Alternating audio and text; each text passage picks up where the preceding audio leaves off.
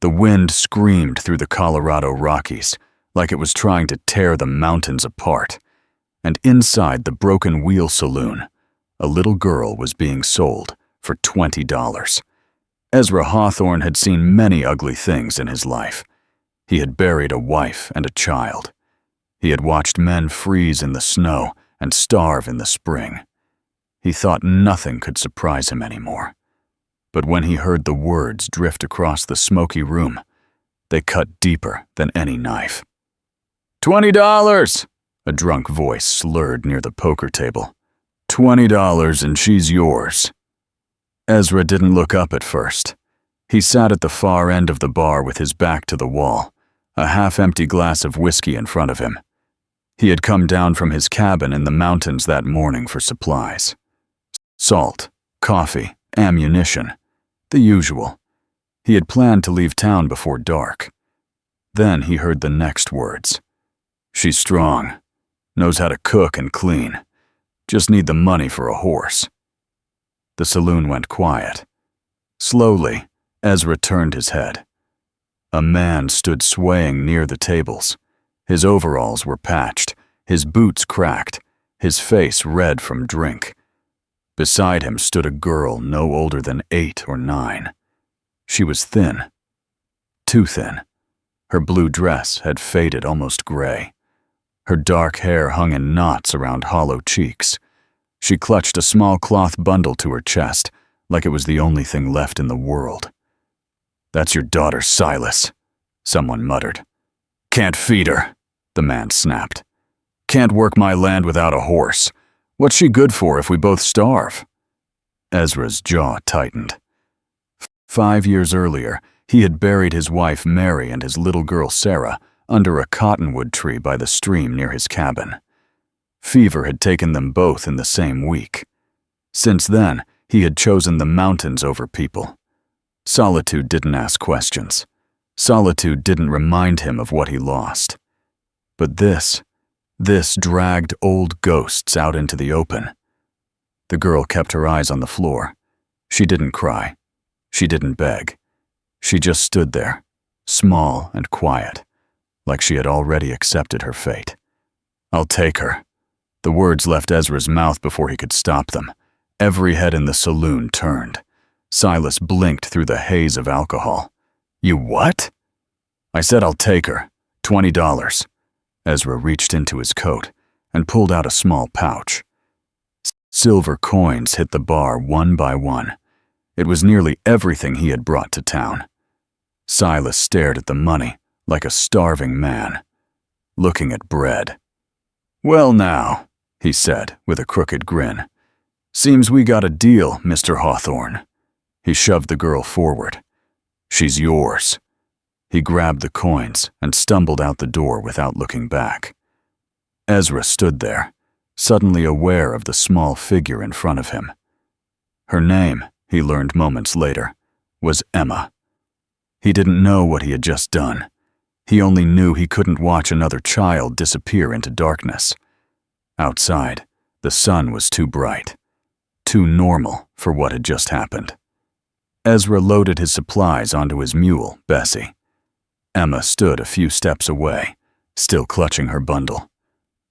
She watched him carefully, like a wild animal deciding whether to run. "You ever ridden a mule?" he asked gruffly. She shook her head. "Well, you are now." He lifted her onto the saddle. She weighed almost nothing.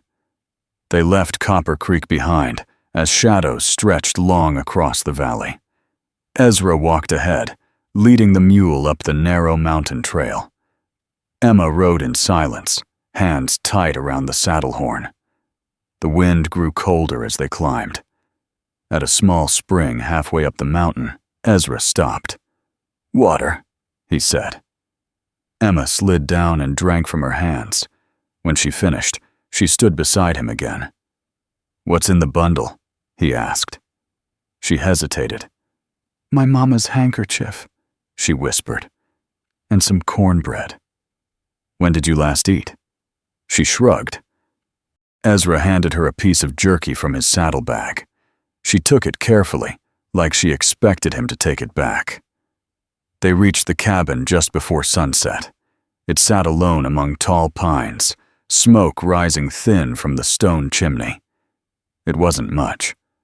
One room, a bed in the corner, a rough table, 2 chairs, a fireplace.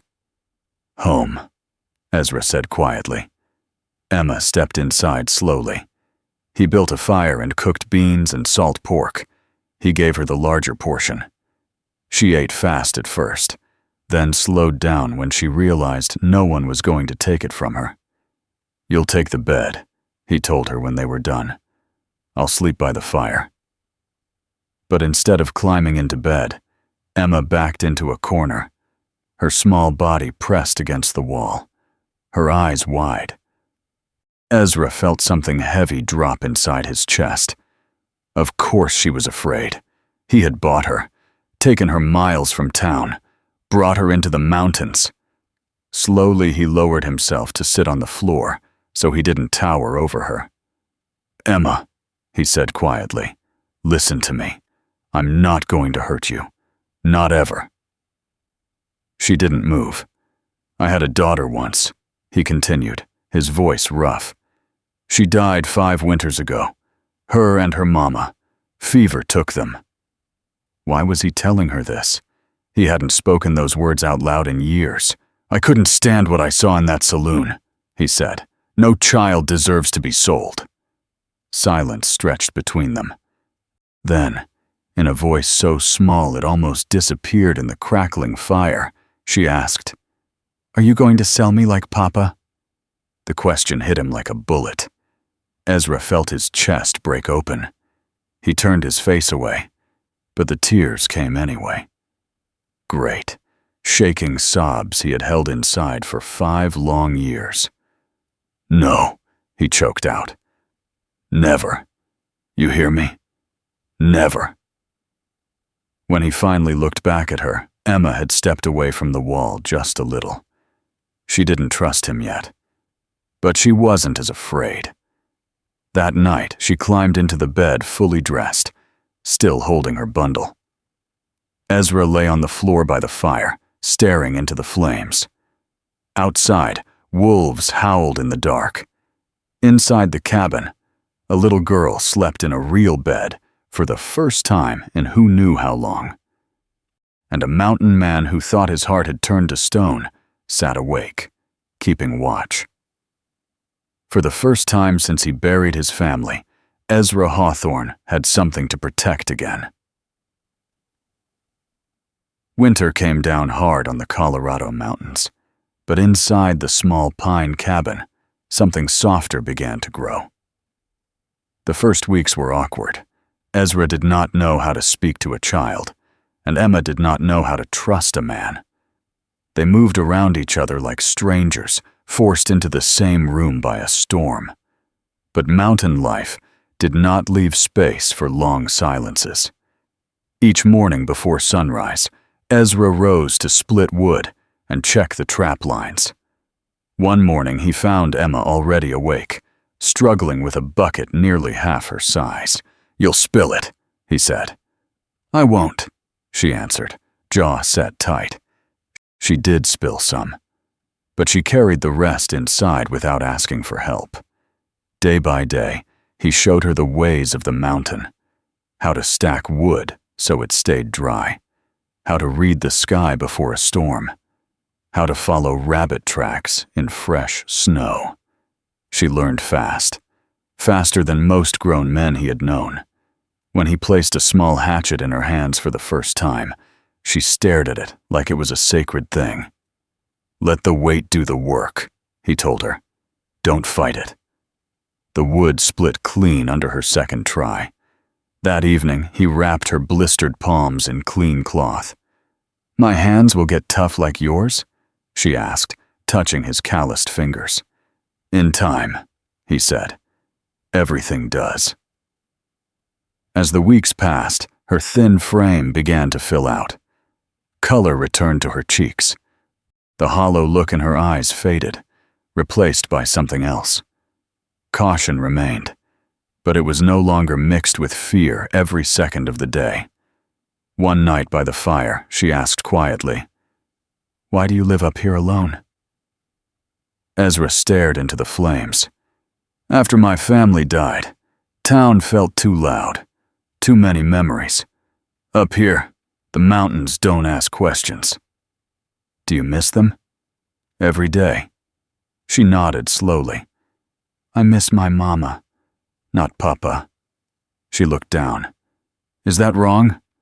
"No," he said firmly. "We miss the ones who were kind to us." Spring came slow but sure.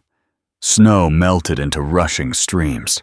Wildflowers pushed through the earth.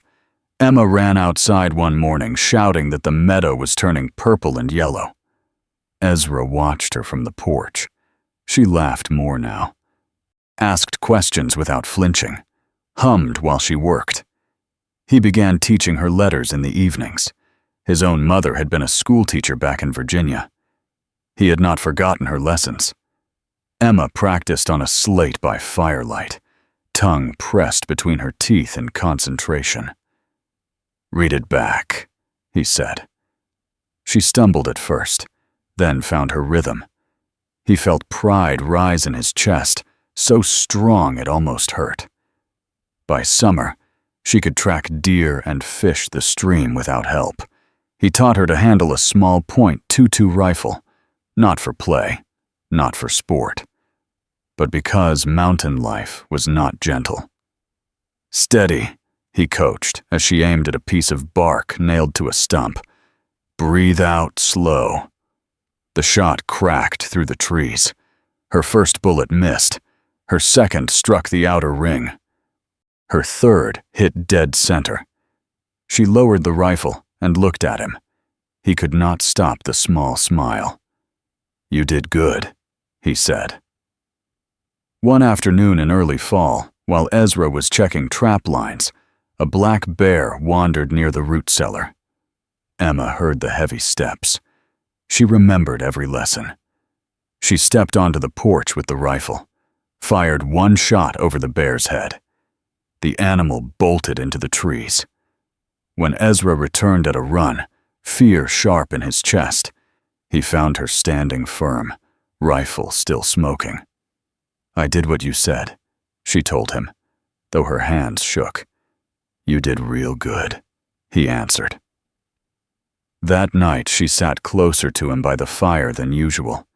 The seasons turned again, and with them came talk from town. Copper Creek was not blind. A mountain man who rarely spoke had suddenly taken in a child he had bought in a saloon. Whispers traveled faster than wind. One morning at dawn, horses climbed the trail. Ezra was already awake when the knock came. Sheriff Tom Garrett stood on the porch with two men from town, Claude Morrison from the general store, and Isaac Hartley, who wore judgment like a badge. "We need to ask some questions," the sheriff said. Ezra stepped aside, but stayed close to Emma. They looked around the cabin, saw the clean bed, the stacked wood, the small trunk Ezra had built for her clothes, the slate with neat letters written across it. "I eat 3 times a day," Emma said before anyone asked.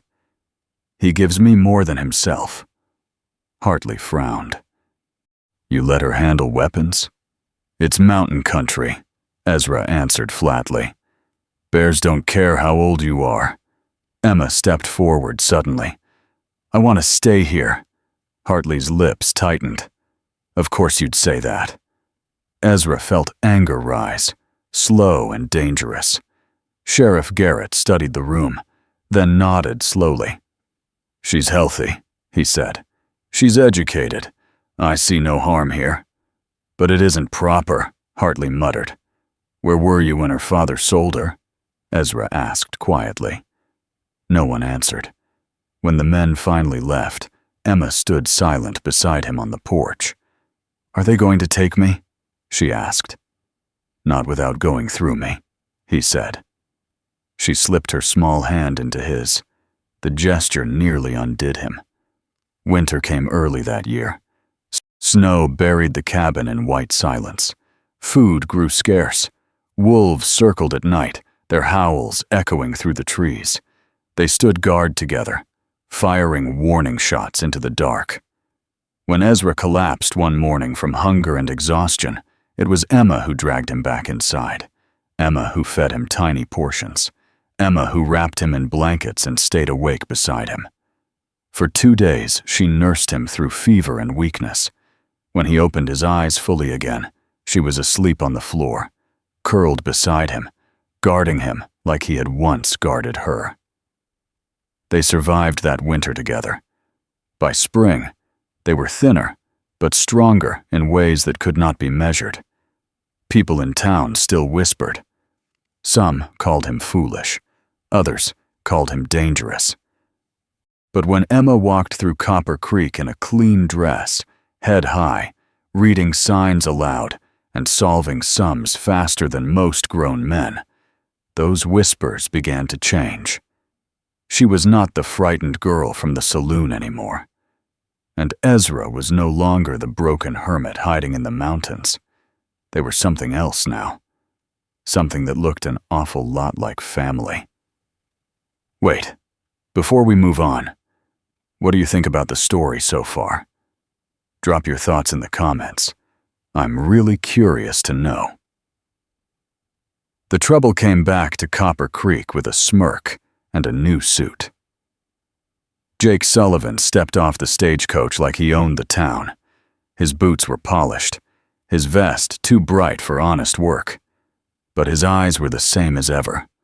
Cold, measuring, hungry. Ezra heard about his return the moment he stepped into Morrison's store. Sullivan's asking questions, Morrison said quietly. About the girl. Ezra went still. What kind of questions? Claims Silas Kane owed him money. Says the girl was promised to him before you stepped in. Says you stole what was rightfully his. No man had a rightful claim to a child. Ezra left town fast that day. When he reached the cabin, Emma was sitting on the porch, reading aloud from a small book, sunlight in her hair. She looked up and saw his face. What happened? He told her. Color drained from her cheeks, but she didn't cry. I won't go with him, she said firmly. I'd rather run into the mountains. You won't have to, Ezra answered. But if he comes when I'm not here, you use the hiding places. No hesitation. For a week, nothing happened. Then the church bell rang on a Saturday morning, calling a town hearing. The church was full, every seat taken. Jake Sullivan stood at the front, confidence dripping from him. It's simple, he said loudly. Silas Kane owed me $40. We made an agreement. The girl was to work off the debt in my household. This mountain man interfered. Work as what? Ezra asked coldly. Domestic help, Sullivan replied quickly. Cooking, cleaning. Emma stepped forward before anyone called her. Is that what I am? She asked clearly. Domestic help? Murmurs spread through the room. She faced Sullivan. You used to come to our farm, she said. You brought Papa whiskey. You told him he could get rich selling your goods. But the flour had bugs. The blankets tore. No one bought them.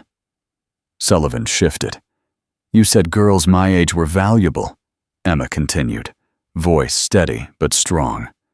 You talked about places in Denver. You said I was pretty enough to earn good money. A sharp gasp filled the church. Sullivan's face turned red. She's lying. Before he could say more, the church doors opened. Sheriff Garrett stepped in with a woman no one recognized. This is Margaret Foster, the sheriff announced, from Denver. The woman looked straight at Sullivan. He sold me my daughter 3 years ago, she said. Told me she was an orphan. She died before winter ended. But before she did, she told me everything.